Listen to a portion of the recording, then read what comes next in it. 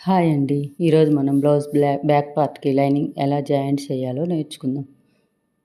Lining back part joint చేసే ముందు blouse పీస్‌కి, లైనింగ్‌కి మధ్య చుట్టూ ఒక హాఫ్ ఇంచ్ గ్యాప్‌తో మనం సెట్ చేసుకోవాలి.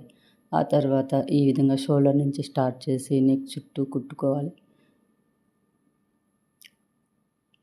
ఒక చేత్తో లైనింగ్ బ్లౌజ్ పీస్ కదలకుండా పట్టుకొని రెండో చేత్తో ముడతలు లేకుండా సర్దుకుంటూ జాయింట్ చేయాలి. బిగినర్స్ అయినా సరే ఈ విధంగా జాయింట్ చేస్తే చాలా నీట్‌గా ముడతలు లేకుండా వస్తుందండి. చూడండి, లైనింగ్ జాయింట్ చేసేటప్పుడు నేను చేతితో సపోర్ట్ ఎలా ఇస్తున్నాను. లైనింగ్ బ్లౌజ్ పీస్ కదలకుండా పట్టుకుని ఎక్కడ ముడతలు రాకుండా సర్దుకుంటూ నీట్‌గా జాయింట్ చేసుకోవాలి. చుట్టూ ఈ విధంగా హాఫ్ ఇంచ్ గ్యాప్‌తో లైనింగ్ అటాచ్ చేసుకోవాలి. చూడండి ఎంత నీట్‌గా వస్తుందో. ఎక్కడ ముడతలు రావండి ఈ విధంగా చేస్తే.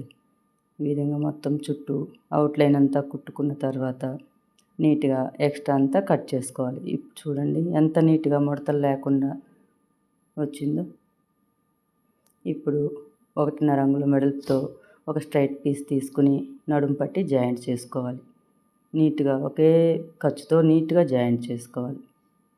ఈ విధంగా జాయింట్ చేసుకున్న తర్వాత పట్టీని ఫోల్డ్ చేసి పైన కూడా నీట్‌గా స్టిచ్ చేసుకోవాలి. చూడండి, స్టిచ్ చేసుకునేటప్పుడు కూడా చాలా నీట్‌గా చేసుకోవాలి.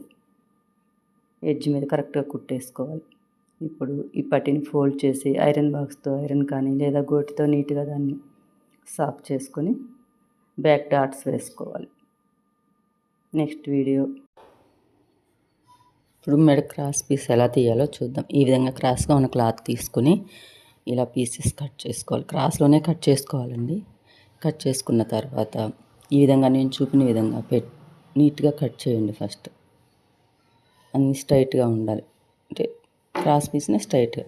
తర్వాత నేను ఈ వీడియోలో చూపించిన విధంగా ఈ విధంగా జాయింట్ చేసుకోవాలి. ఇది కూడా అర్థం కాకపోతే చూడండి, ఈ రెండింటిని మళ్ళీ ఎలా జాయింట్ చేస్తున్నాను. ఇది ఇంకో పద్ధతి చూడండి.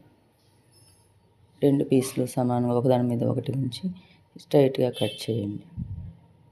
ముందు స్ట్రైట్‌గా కట్ చేసిన తర్వాత చూడండి ఎలా పెడుతున్నానో. ఇలా బాక్స్ మాదిరిగా పెట్టి క్రాస్గా కుట్టేసేయండి. సింపుల్ అండి. ఇలా అయితే చాలా ఈజీగా ఎవరైనా చేసేయచ్చు. చూడండి, క్రాస్ పీస్‌ని ఎంత ఈజీగా కొత్తగా నేర్చుకునే వాళ్ళు చాలా కన్ఫ్యూజ్ అవుతూ ఉంటారు కదా.